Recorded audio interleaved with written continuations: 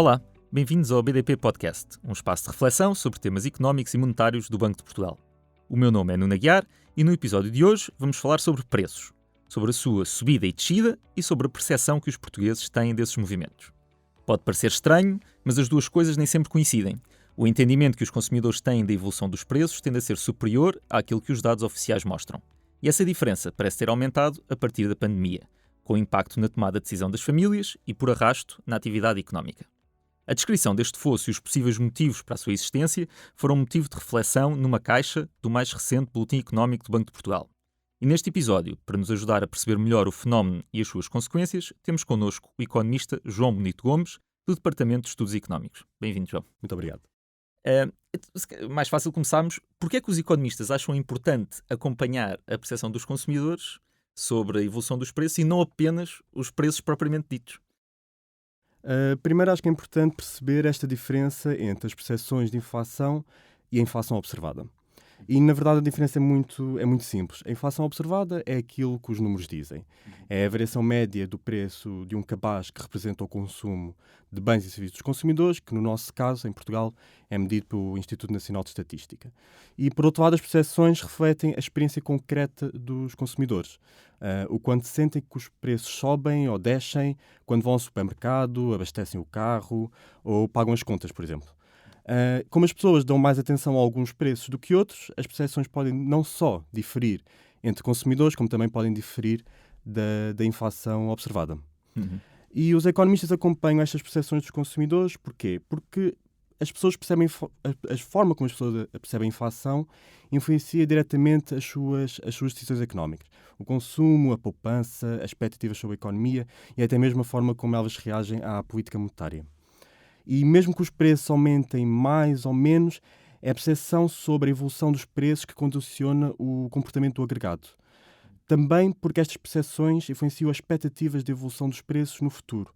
Por exemplo, se os consumidores acreditarem que os preços vão continuar a subir muito, podem reduzir o consumo no presente, aumentar a poupança por precaução ou exigir aumentos salariais mais elevados, o que pode ter efetivamente efeitos sobre a inflação futura. Ou seja, mais importante até do que os ovos custarem X euros é a minha percepção sobre qual é que é o preço desses ovos, não é? Exatamente, porque isso pode influenciar tanto o consumo e depois vai fazer efeitos reais na economia. E depois, do ponto de vista da política monetária, acompanhar estas percepções e expectativas é também fundamental para avaliar não só a eficácia como a credibilidade da atuação dos bancos centrais. Em particular, ajudar a perceber até que ponto é que a política monetária e a sua comunicação conseguem ancorar as expectativas dos consumidores e assim contribuir para a estabilidade dos preços. E como é que tem evoluído então essa percepção em Portugal relativamente à inflação observada? Vocês fazem esse exercício no Boletim Económico e se calhar identificamos ali um antes e depois a partir da pandemia, não é? Exatamente. A análise que nós apresentamos no boletim baseia sobretudo em microdados do inquérito de conjuntura aos consumidores, que é conduzido pelo Instituto Nacional de Estatística e pela Comissão Europeia. Mas também existem outros inquéritos de outras fontes também relevantes, como o inquérito às expectativas dos consumidores do Banco Central Europeu. E com base nestes dados é possível identificar 3 fases distintas na última década. Entre 2015 e o início da pandemia, as percepções de inflação eram relativamente estáveis, ainda que acima da inflação observada. Uhum. Depois, num segundo período, entre 2021 e 2023, já no contexto do surto inflacionista após a pandemia, as percepções aumentaram de forma muito acentuada e atingiram valores superiores à inflação medida. Em Portugal, por exemplo, quando as percepções atingiram o seu máximo no primeiro trimestre de 2023, a percepção média dos consumidores apontava por uma variação de preço de cerca de 28%, enquanto que a inflação observada rondava os 8%. Uhum. E um terceiro período, a partir de meados de 2023, já depois do pico de inflação, as percepções começaram a diminuir gradualmente, mas permanecem ainda hoje em níveis bastante superiores à inflação observada, que, entretanto, começou a convergir para o objetivo de 2% do Banco Central Europeu. Portanto, este desalinhamento entre percepção e inflação não é estranho, certo? Ou seja, existe consistentemente ao longo do período que vocês observam, não é? Sim, exatamente. Este alinhamento não é em si surpreendente. Uhum. E o que é que pode explicar então esse maior fosso que estavas a descrever agora a partir do surto inflacionista? Primeiro, a literatura mostra que em muitos países as percepções de inflação recolhidas através de inquéritos tendem a situar-se acima da inflação observada. Então, como disse, este alinhamento não é surpreendente. E no período recente, no entanto, como já falei, este fosso tornou-se mais pronunciado. E a literatura aponta para 3 causas principais. A primeira é que os agentes podem apresentar um ajustamento muito gradual das suas percepções e expectativas, ou seja, a ideia sobre a evolução futura dos preços, reagindo de forma lenta a nova informação.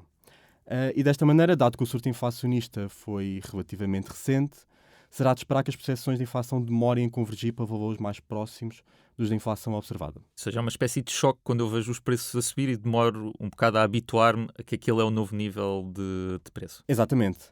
Depois, os consumidores formam as suas percepções dando maior peso à evolução de bens e serviços essenciais que adquirem com maior frequência, como é o caso dos bens alimentares ou dos combustíveis.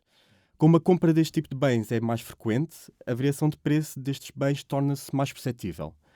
Este efeito é particularmente relevante para os consumidores dos quartis de rendimento mais baixos, uma vez que nas famílias com menores rendimentos o peso dos bens alimentares no total das despesas é maior. E também vemos isso nos dados, ou seja, as famílias com rendimentos mais baixos têm percepções mais desalinhadas em relação à inflação? Exatamente, são as famílias que apresentam percepções mais altas e, por isso, com uma maior diferença relativamente à inflação observada.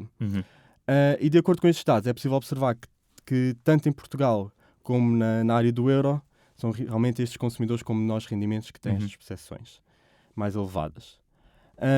E em Portugal, no período de 2022 a 2023, a taxa de variação homóloga do índice harmonizado dos preços dos consumidores dos bens alimentares situou-se acima da taxa de inflação total e, após alguma moderação em 2024, o preço dos bens alimentares voltaram a crescer a um ritmo superior ao do cabaz geral em 2025. E consegues encontrar outro motivo, um terceiro motivo para esta diferença, este fosso, estar maior nos últimos anos? Sim, ainda existe evidência de que os consumidores ancoram as suas percepções em preços de referência que observaram no passado. Após um surto inflacionista, os consumidores podem percepcionar o nível alto dos preços como uma situação de taxa de inflação elevada, uma vez que esta diferença entre o preço antes do surto inflacionista, muitas vezes tido como referência, e o preço atual é elevada. Um exemplo muito simples é o preço do café. Muitos consumidores ainda têm como preço de referência os 40, 45 cêntimos por uma chávena de café, enquanto que hoje esse preço ronda frequentemente 90 cêntimos ou 1 euro.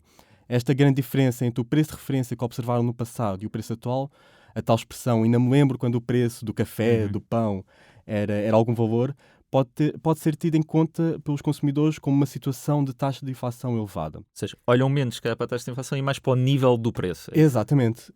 Em termos acumulados, este efeito é relevante. Em Portugal, entre dezembro de 2021 e dezembro de 2025, o IHPC aumentou cerca de 18%, enquanto que os preços dos bens alimentares aumentaram cerca de 28% neste mesmo período. E vocês colocam também dois gráficos lado a lado em que mostram que o desalinhamento parece ser maior em Portugal do que na zona euro. Ou seja, a diferença entre a percepção e a inflação é maior em Portugal. Existe algum motivo ou alguma pista para porque é que isso possa acontecer? O maior desalinhamento entre estas percepções de inflação e a inflação observada em Portugal, face à área do euro, pode refletir aqui um conjunto de fatores, tanto mais estruturais como mais conjunturais. Entre os fatores estruturais contam-se diferenças nas características de populações inquiridas, como o grau de literacia financeira, que a literatura mostra ser relevante para a formação das percepções de inflação. Do ponto de vista conjuntural, um fator plausível é a evolução recente da inflação e, em particular, a sua composição. Durante o surto inflacionista, Portugal registrou taxas de inflação mais elevadas nos bens alimentares, que têm um peso relativamente maior no cabaz do IHPC do que na área do euro e são especialmente relevantes para a formação das percepções dos consumidores. E saindo um bocadinho desta caixa, os dados que estão na caixa se calhar ajudam-nos a perceber melhor o que tem acontecido com a economia portuguesa e, em específico, a relação entre consumo privado, rendimento disponível das famílias e confiança dos consumidores. Consegues explicar como é que uma coisa influencia a outra? Apesar do dinamismo recente do rendimento disponível real, a confiança claramente que ainda não recuperou os níveis pré-pandemia. E este menor otimismo poderá refletir, em parte, as percepções dos consumidores relativas à inflação. que, como vimos, apesar de se terem reduzido face ao pico do surto inflacionista, mantêm-se ainda em valores muito elevados, muito mais elevados do que no período pré-pandemia. O ajustamento lento destas percepções leva os consumidores a sentirem que o seu poder de compra não melhorou tanto quanto os números macroeconómicos sugerem. E esta discordância pode levar a uma poupança mais elevada e consumos relativamente moderados, mesmo quando os dados mostram um crescimento real do rendimento. Ou seja, está a acontecer, mas nós não sentimos esse reforço de poder de compra que os números dizem, porque a nossa percepção é outra. Exatamente, como a nossa percepção é outra, o nosso comportamento em termos de consumo e poupança também vai ser outro. E por último, se calhar este conjunto de conclusões e reflexões também servem para os bancos centrais refletirem um bocadinho sobre a sua atividade, pelo menos na forma como comunicam sobre preço e inflação, não? Exatamente. As expectativas e as percepções de inflação são centrais para o funcionamento da política monetária, primeiro.